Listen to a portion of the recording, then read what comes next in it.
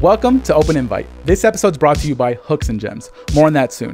Today's guest is a former Dallas Cowboys and NBA cheerleader. She's an entrepreneur, she's a master of education, she's a fashionista, and she's a wife and mother to an incredibly talented family. She travels all over the world, but she's here with us today. Please welcome my good friend, Sasha. What's up, guys? Sasha here.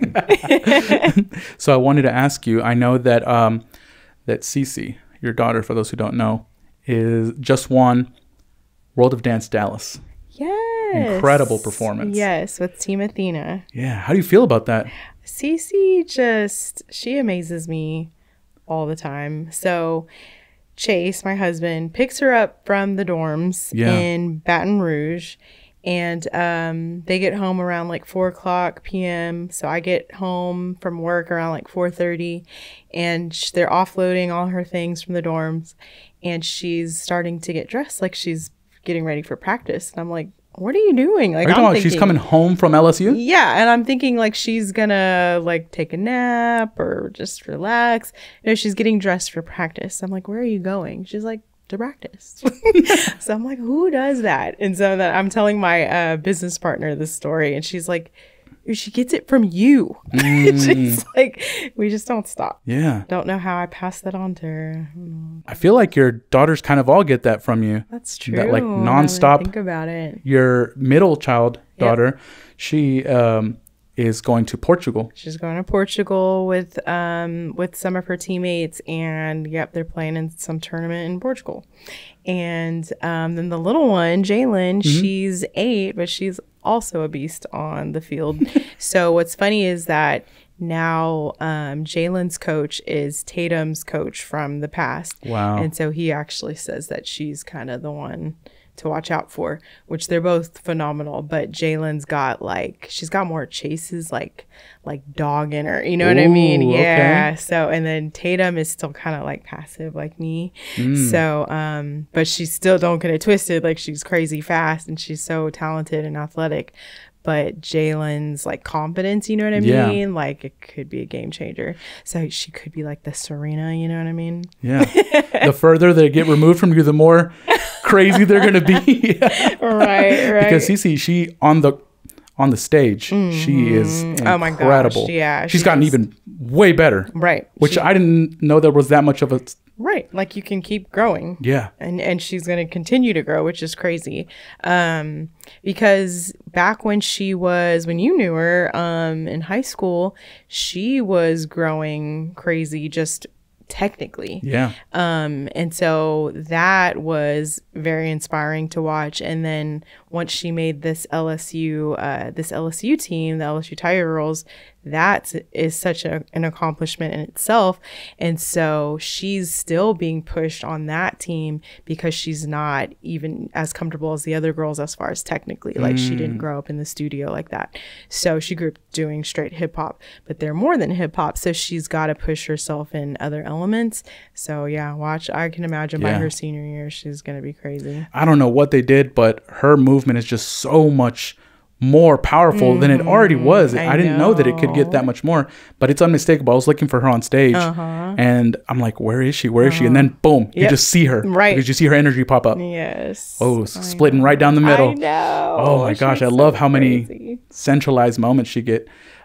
Kyla and Darius, they just put together such a good team. Oh my gosh, they're so talented. So thankful for them. Yeah. I don't know. We could have gone down a couple of different paths with Sisi. So she actually did not make it her 8th grade year for the Dallas rookie squad. Oh wow. So it's like the youth hip hop team of the Dallas Cowboys, directed under, I believe, the same director as Rhythm and Blues. And so they do like appearances and they'll dance like with the Rhythm and Blues dancers, pre-games, all that stuff. And so she didn't make the team. She was the last person to get cut. And I know that really messed up her confidence. But looking back now and seeing the level that team danced at, what happened was it actually forced us to get her to participate in just different things. How she got with Athena was during their first year. I mean, it was an adult female team. Yeah. So she was 13 at the time. So we were not thinking of, oh, let's get on this team at all. She ended up taking the place of a girl who got injured last minute, and they were performing at World Dance in Houston.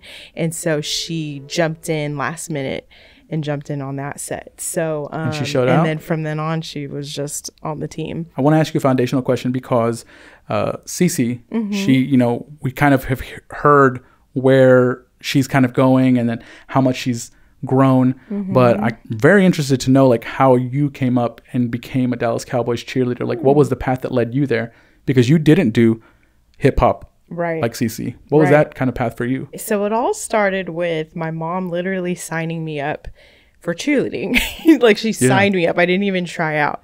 And it was like, I don't know if they have it here in Texas, but it's like, we call it Pop Warner football and cheerleading, like in California. Okay. So literally like junior peewees, all the way up to junior midgets and midgets. And then you go, which is that actually what they're called? That's actually, thinking back now, that's maybe not. No, they're called junior little peoples.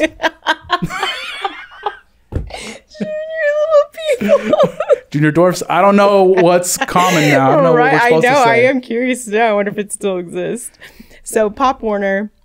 And so, and my community was very new. Like Elk Grove, California was just becoming, you know, on the map, and it was a suburb within Sacramento. And so, my mom signed me up for that. I kind of found my gift of performing. Still started off super shy, but then eventually just came out of my shell like high school. And so our high school coach, started putting us in competition. And so in California, we didn't have drill teams or anything like that.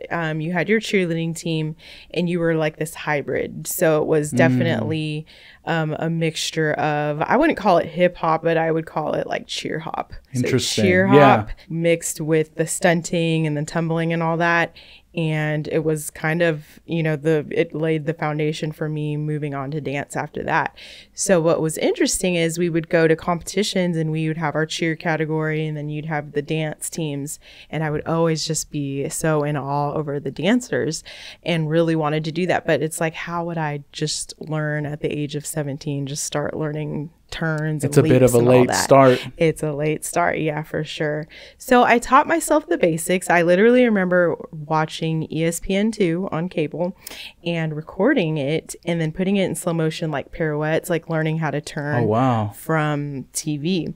And so just a little DIY, you know, there was no YouTube or anything like that. So I'm just learning my own technique, basically learning things all wrong, don't know the proper terminology and all that. And so my senior year, so I started actually winning dance competitions. So you know how like Sisi would perform her solo? Yeah. So I was doing solos, but you're performing as a cheerleader, but you're able to dance. It was called the individual song leading division. I would perform in that, and I was like being super competitive with these girls who just did nothing but turns, right?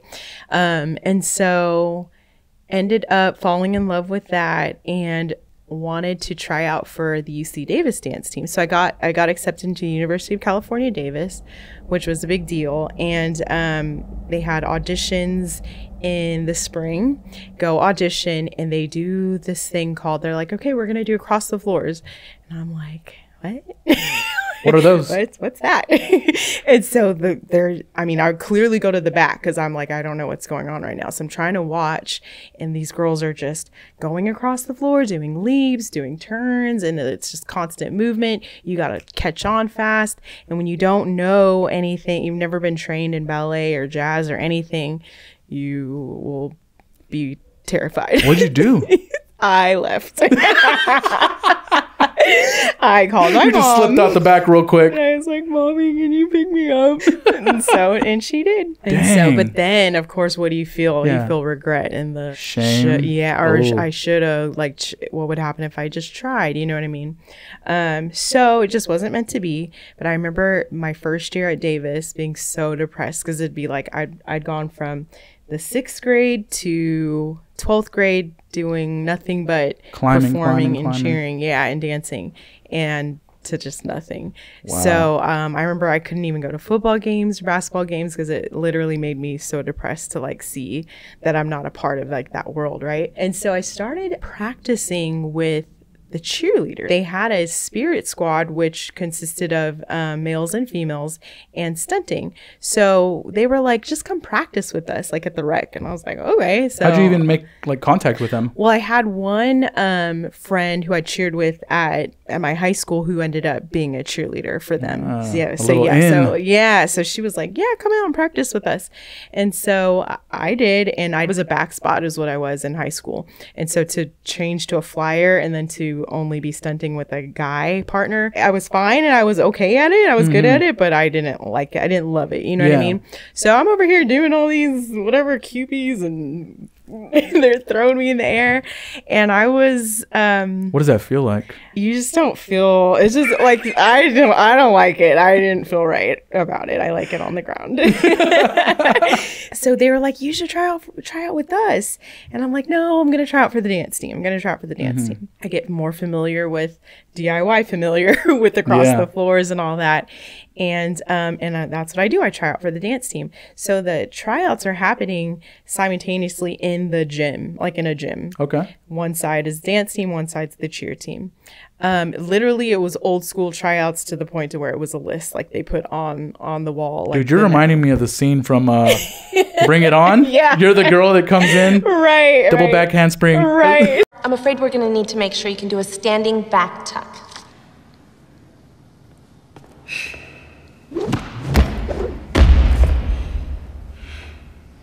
Where's this girl from? Romania? So I get through it. I perform. I do across the floors this time. Like I feel good about it. And I look at that list, and my name's not on the list, but it is on the cheerleading list. Ooh. Yeah. The gasp. Gasp. She's never heard this before. No. So I go with it because I'm like, okay, I don't want to do nothing and just sit out the whole year again. So I'm going to be a part of something. I remember going to one practice and then ended up getting a job, like working for almost like a UDA type of camp, but it was based out in California. It was a smaller company. And so I was actually a camp instructor, like going to the Bay Area and teaching like at high schools, like little kids, and teaching them material for the year. Is UDA like a Universal Dance Academy? Yeah, Universal Dance Association. What Sisi performs with Tiger Girls. That's UDA. Okay. Yep. And so worked for them, and the teacher that I was set up with, we were all like on lunch, and she was like, "You're really good." She was like, "Why don't you try out for the Sacramento Kings?" And I was like, if I can't even make the UC Davis dance team, like, how am I supposed to make the Sacramento Kings? Like, that's funny. She was like, no, seriously, you need to try. And so she was like, I'm going. And so I was like, okay, maybe. And so sure enough, I show up. I do not see her, but I show up and just go with it. Wow. And I keep going to the next round. And I knew, because it was one of those where you learn the routine and you have to perform it like right after you learn it. And I'm not good with learning quickly. So I literally just sucked it up and just like, dude, get out of your head and just perform. And I performed the hell out of those first 2 8 counts. It was like posing. It was like, and it was to Destiny's Child, Bootylicious. So it was like, Kelly, can you handle this? Beyonce, whatever, right? Yeah. Like, I don't think you can. So all that posing, I'm posing. And I'm just hitting it. Can you handle it? Can you handle it?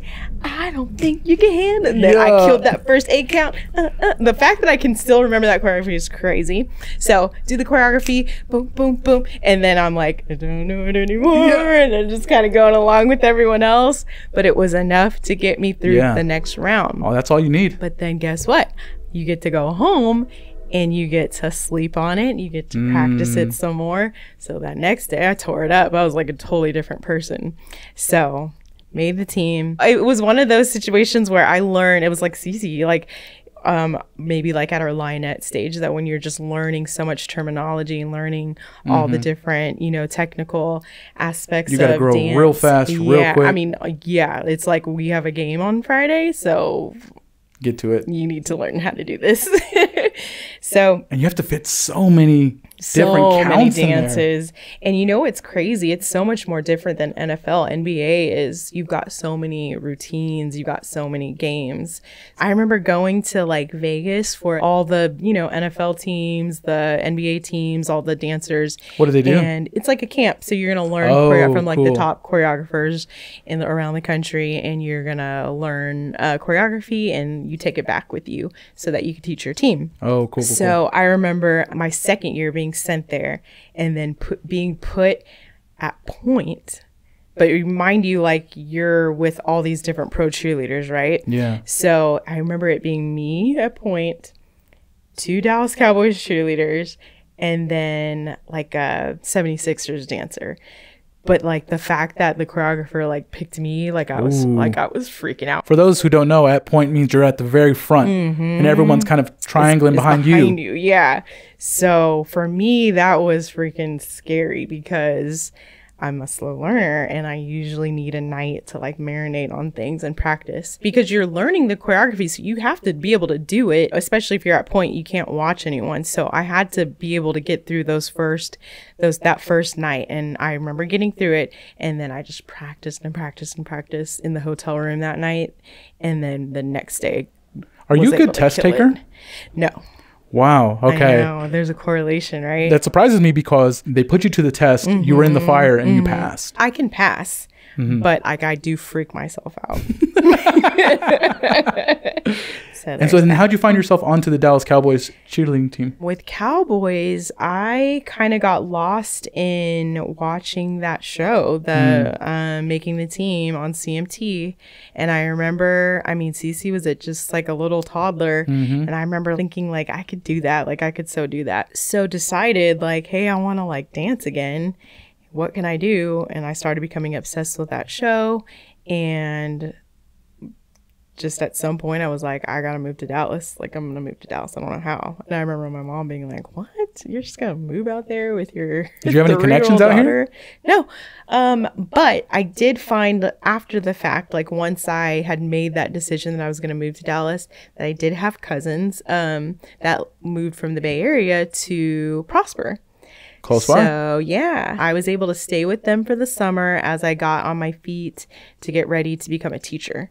So that was like a nice little placeholder. So they were amazing and gave me a place to stay for that summer while I kind of got on my feet, especially being a single mom too. Like it was rough, but I had literally like everything set on a timeline. Like I had a job at a dance studio like within like 1 week of moving here. And that was your plan? That was just like a little way to get some side money. Yeah. When you're going into teaching, especially if you didn't actually major in education. Yeah, you got to go through your certification. Yes, you got to get the certification. So I ended up going through this fellowship type of organization, which I don't think exists anymore, but it was so good. And it was such a blessing because they assign you to a high need area. So they assigned me to special education because my major was human development at UC Davis. So they thought that special education would be the best placement for me. And back at that time, nobody was hiring. Like a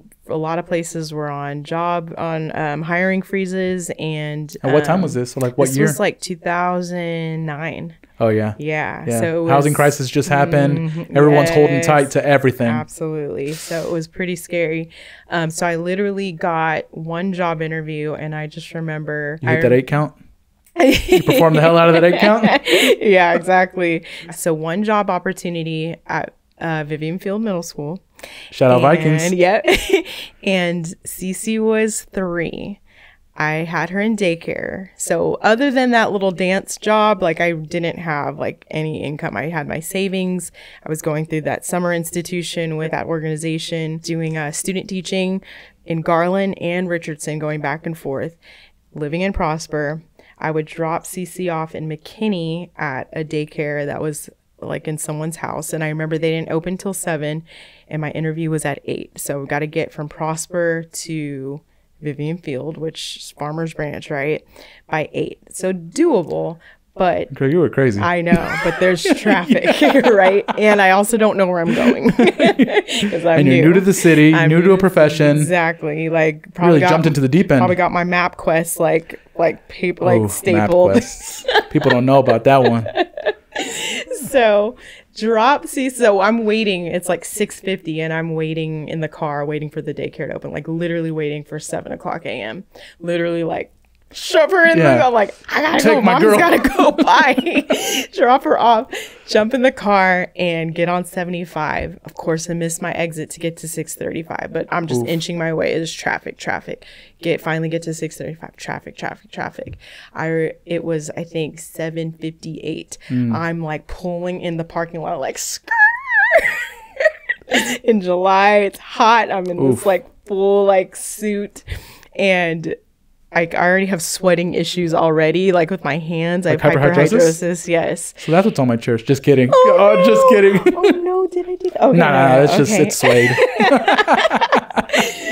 No, but I can have issues like that where I can like leave marks on things. So anyways, I pull into the parking lot, running in my heels, and then try to play it cool, right? Yeah. But what's funny is that now thinking back, the principal's office is like right in the front. So he probably was watching me. This is at Field? Up. Yes. Oh, yeah, that's hilarious. So I get in there, I try to catch my breath, I try to play cool, and he's got a fan because it's just hot, right? Oof. It's July in Texas, and it's directly hitting me. And so, when you're sweating to death and then you've got air conditioning and a fan, you start like shivering. Yeah, it's drying up all that sweat. It's just too cold. It's like jumping out of a pool. Right.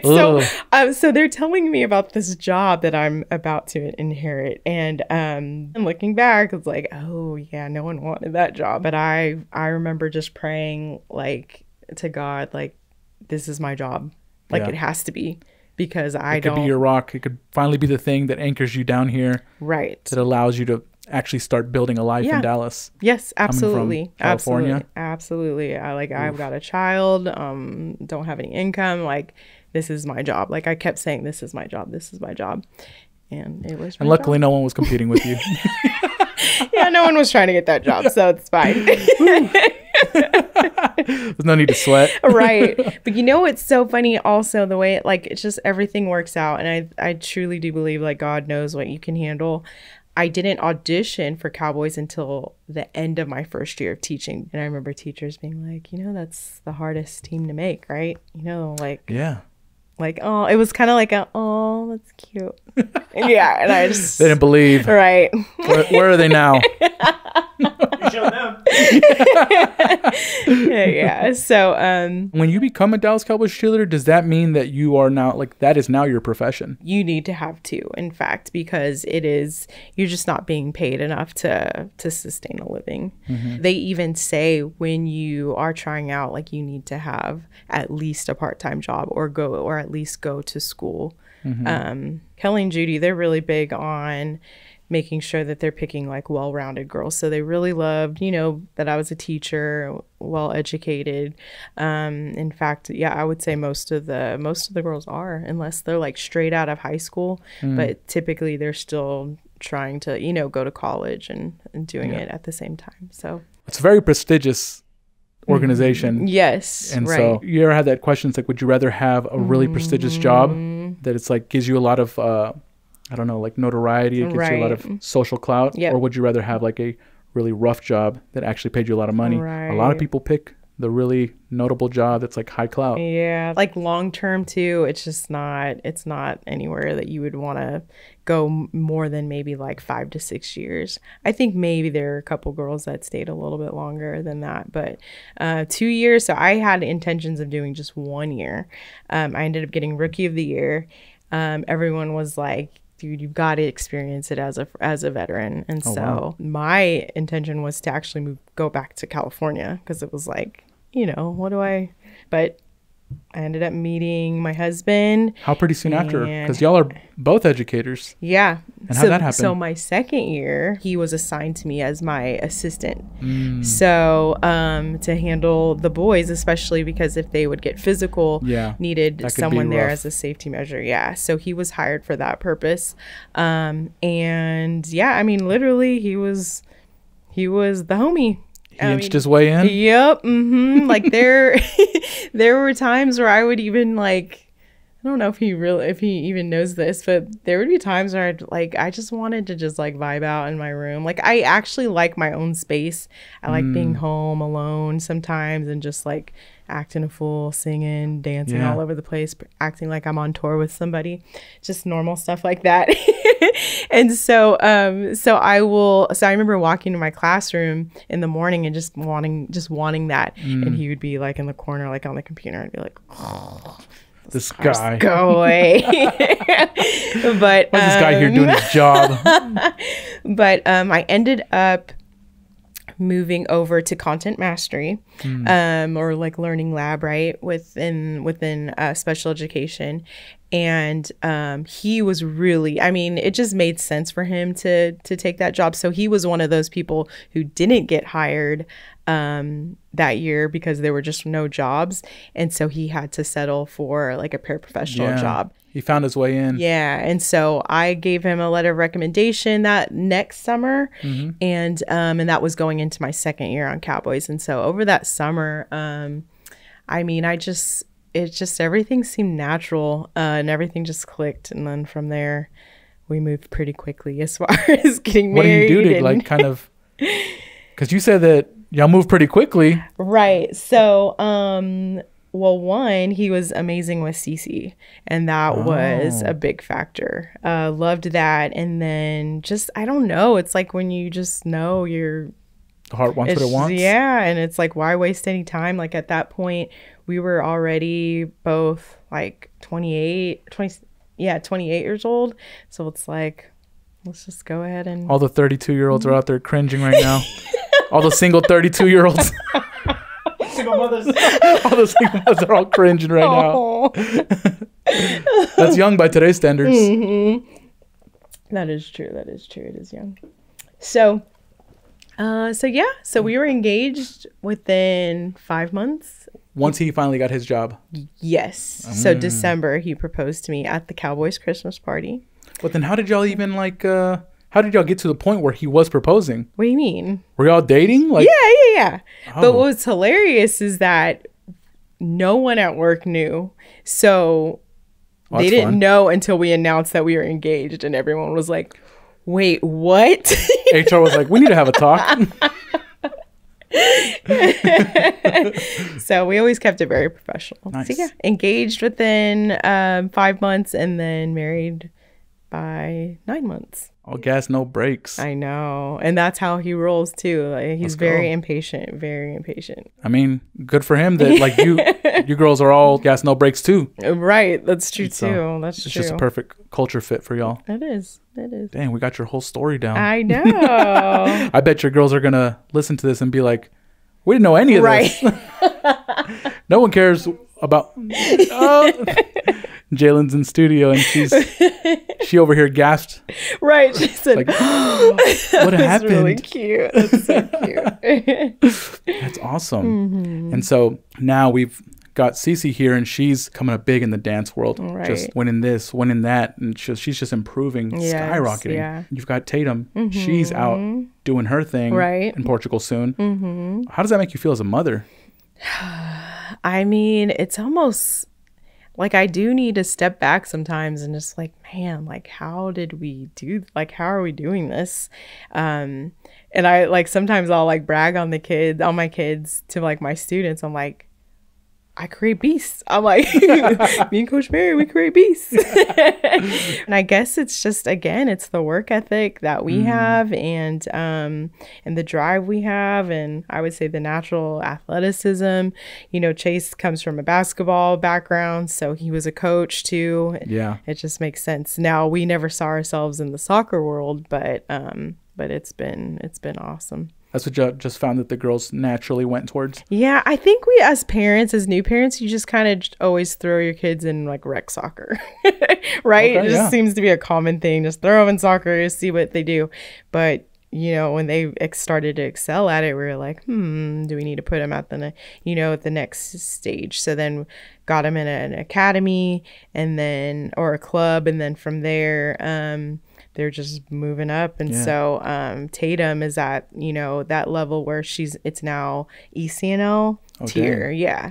So that's where you definitely would want your kid to be if you're going to take soccer like fully on.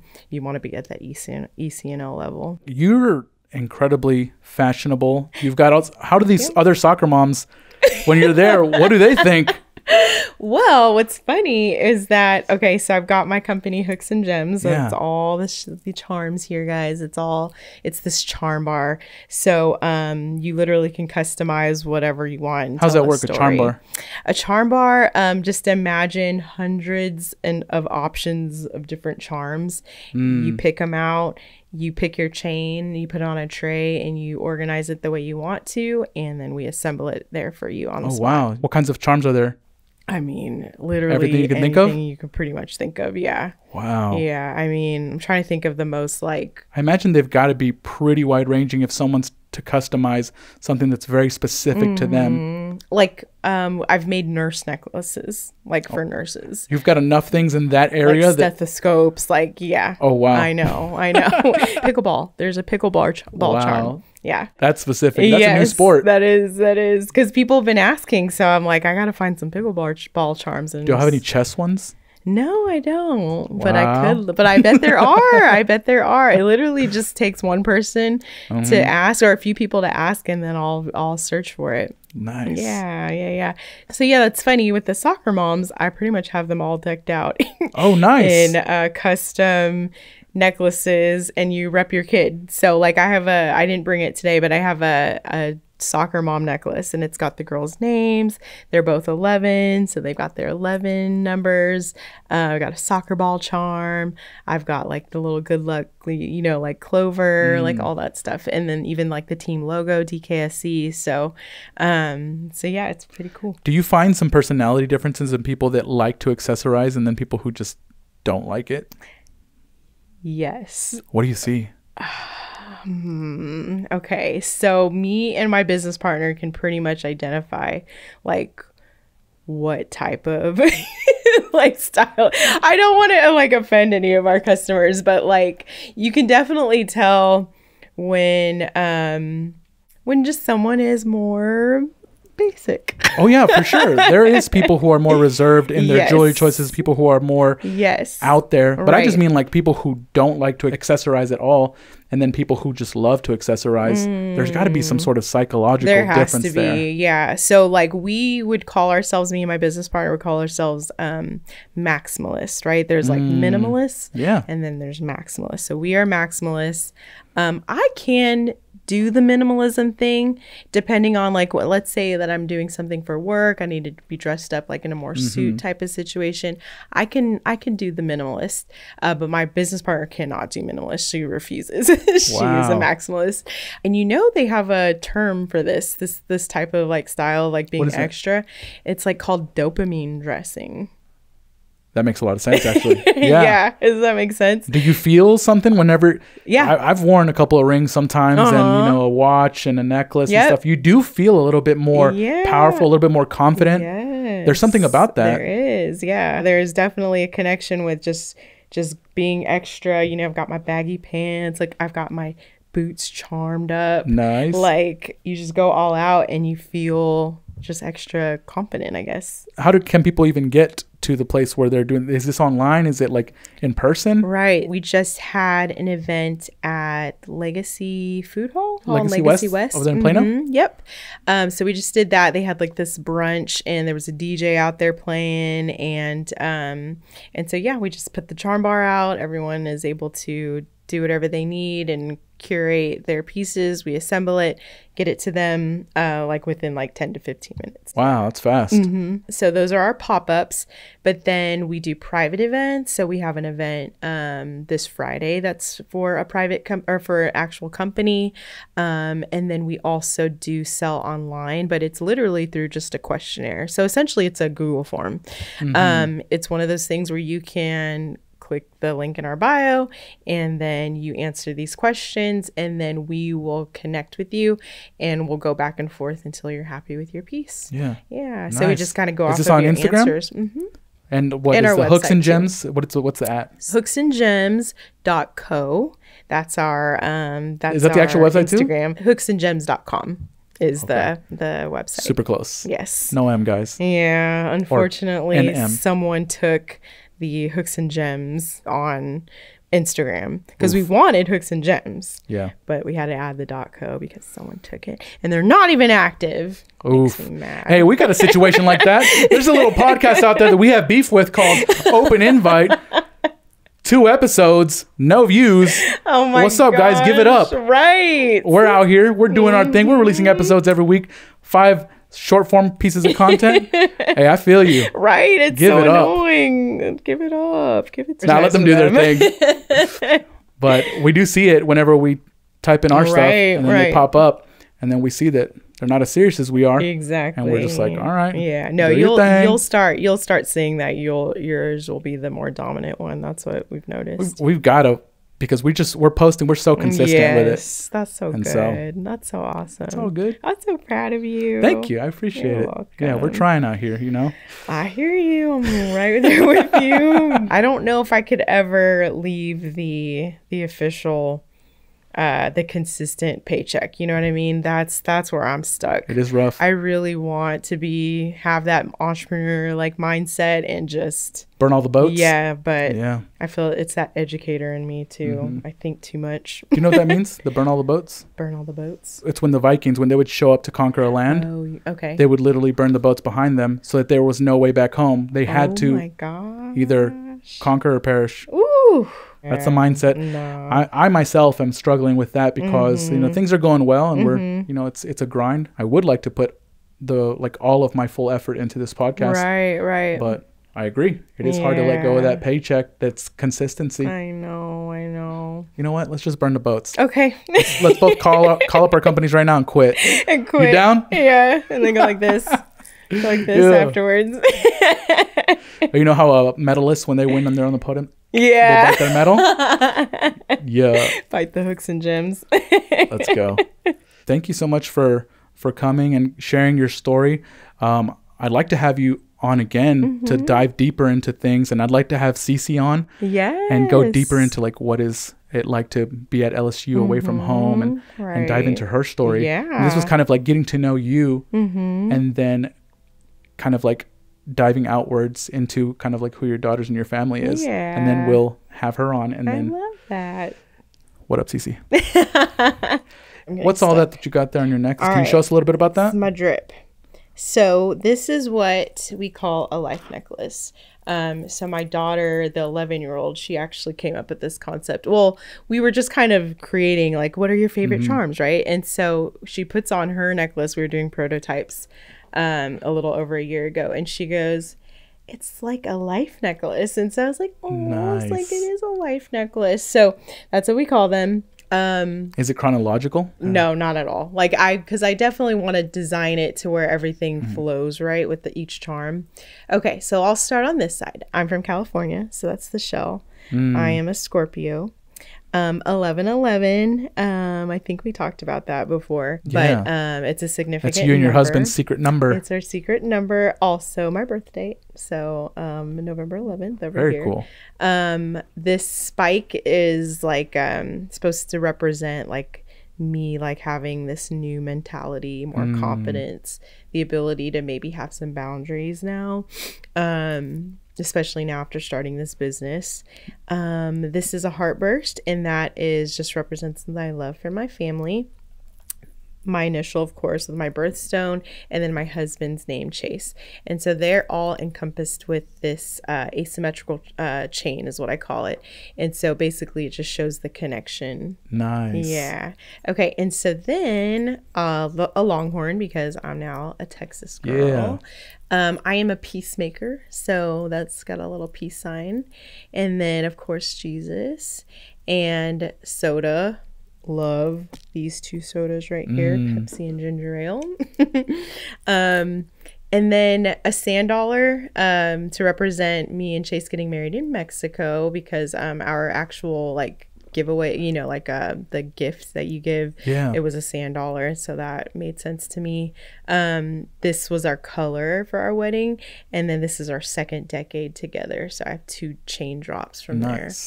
Music, because music is such a huge part of my life. Literally grew up in the music studio with my dad. He is a musician and an incredible... A famous musician. He's a famous musician, yeah. A locked for the Agent. That's my maiden last name, Agent.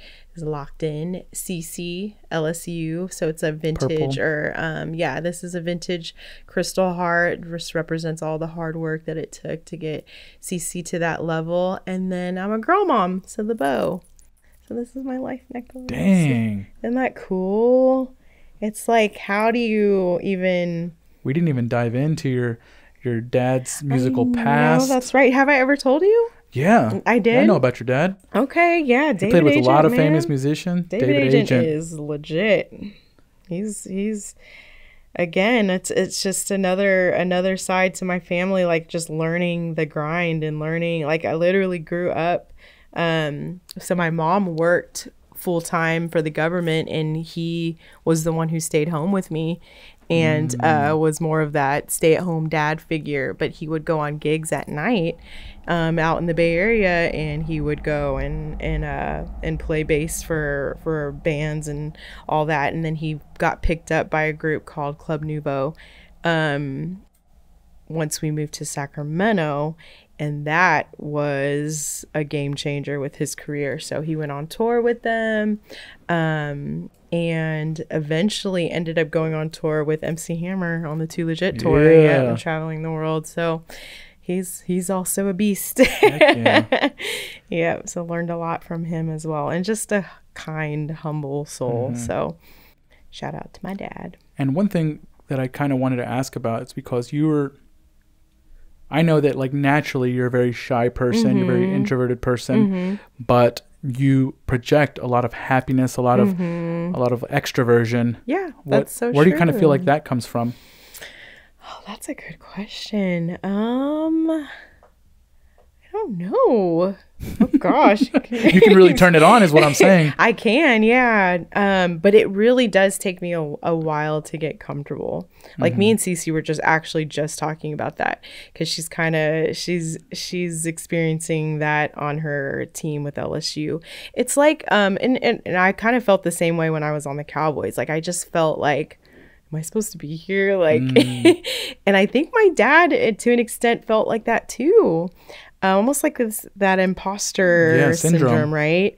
Where you almost like feel like you're not good enough to be like when you do accomplish something, you still don't feel like you like are supposed to be there. So who let me in? It can actually come off as like you're an introvert, which I can be, but then I would say my natural state is to be an extrovert, because like when it's just me and my family, like we are just loony. We're crackheads. Like my poor husband is just like he just does this all the time. He's in a girl home. Yeah. Girl home. Yes, and we're crazy. And so but yeah, it does take me a while to I guess get comfortable before I can let people see that side of me, if that makes sense. The Russians would say that you are a pecan. Because they have an incredibly rough exterior. It's really hard to get in. Okay. But once you're in, you're soft. Oh, wow. Look at you. Yeah. You're so wise. Shout out to Britt and Astrid. They taught me that analogy. Okay. And so it's amazing to learn this, like deep dive into who you are, because you're such a good friend of mine. And, you know, we've known each other for quite a while now. And so I'm excited to kind of like bring Sisi on and then have you on a little later after that. A couple years down the line, have Tatum on. A couple years more after that. Oh my gosh. Yeah. I'll have Jaelyn on. Yeah. That'd be awesome. Well, yeah. Thank you so much. And thank you guys so much for watching and tuning in every week. We really appreciate you. Thank you to Hooks and Gems for sponsoring this episode. And if you guys have any questions for us, please leave them in the comments. Please like and subscribe. Hit that notification button. And yeah, we'll see you next week. Thank you so much. Anything you want to say to the people? Okay, so you can find me on Instagram at SNA Fierce, not Fierce. And then from there, you'll be able to find all the hooks and gems because I'm always plugging hooks and gems. But we are hooksandgems.co on Instagram, and then on our website, we are hooksandgems.com. So yes, awesome. DM us if you are just even interested in getting something designed, and I could even hook you up from that point. Awesome. Check them out, guys. Thank you so much, and we'll catch you next time.